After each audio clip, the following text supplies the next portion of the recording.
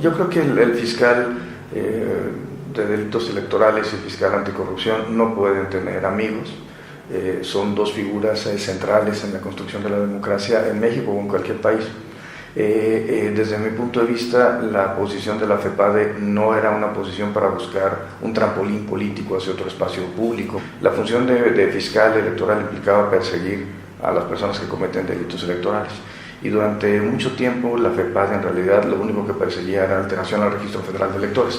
De hecho, cuando yo llego a ser titular tenía 4.496 averiguaciones previas pendientes en trámite y 2.000 actas circunstanciadas en trámite. Y el 92% de estos asuntos estaban relacionados a alteración al Registro Federal de Electores.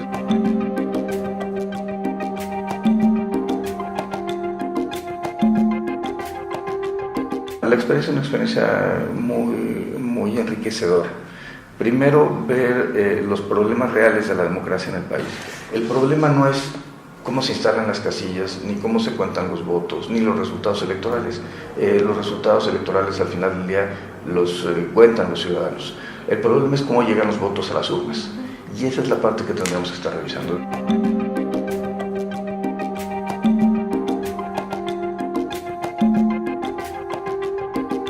La gente que tiene el poder condiciona los programas sociales y los condiciona a la gente de escasos recursos que en un análisis de costo-beneficio por vender su voto sabe que va a comer una semana o dos, entonces es evidente que lo hace.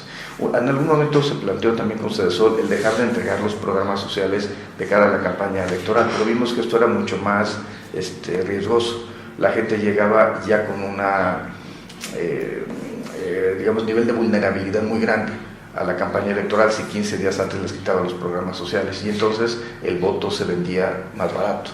Entonces aquí lo que necesitamos es exactamente lo contrario, que desligar los modelos de los programas sociales de un partido político. Me permitió mapear un ciclo de los delitos electorales. Desde que inicia el proceso electoral hasta que cierran los módulos del INE, la conducta más recurrente es la alteración al Registro Federal de Electores o el turismo electoral. Pero después viene un proceso en donde en la intercampaña, en la precampaña, en la campaña electoral, el delito que más se comete es el condicionamiento de programas sociales y la compra de votos. 3 días antes de la jornada electoral, el delito es actos de temor o intimidación a los electores, recoger las credenciales del elector. Ya no se trata de incentivar el voto hacia un partido, sino que se desincentive hacia otras personas. Y el día de la jornada electoral es la compra de votos, el acorreo de votantes o los actos de intimidación a los electores. Hay que pensar, por ejemplo, en lo que sucedió en el Estado de México en 2017. 51 cabezas de puerco fueron encontradas afuera de las casas de los representantes del Morena o de los funcionarios de casilla. Había funcionarios de casilla que regresaron en ese momento el paquete electoral y ya no quisieron desarrollar sus actividades cívicas por el temor de que les pasara algo a sus familiares.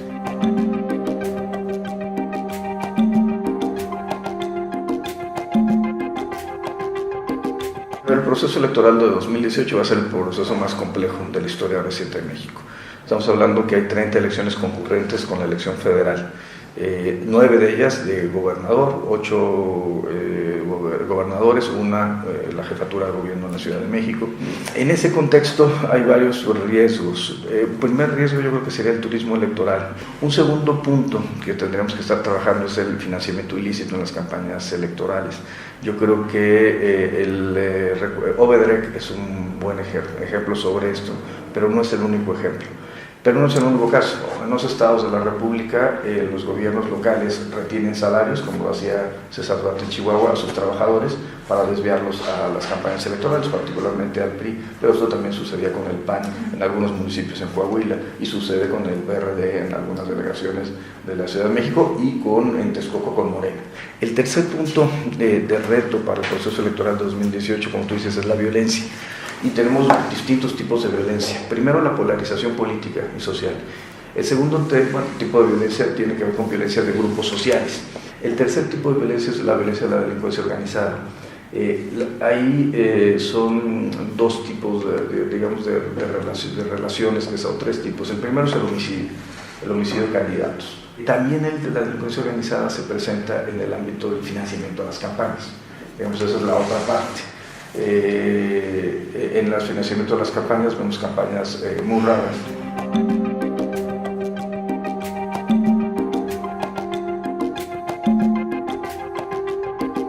Yo creo que un cuarto tipo de violencia es la violencia política contra las mujeres. Es un problema real.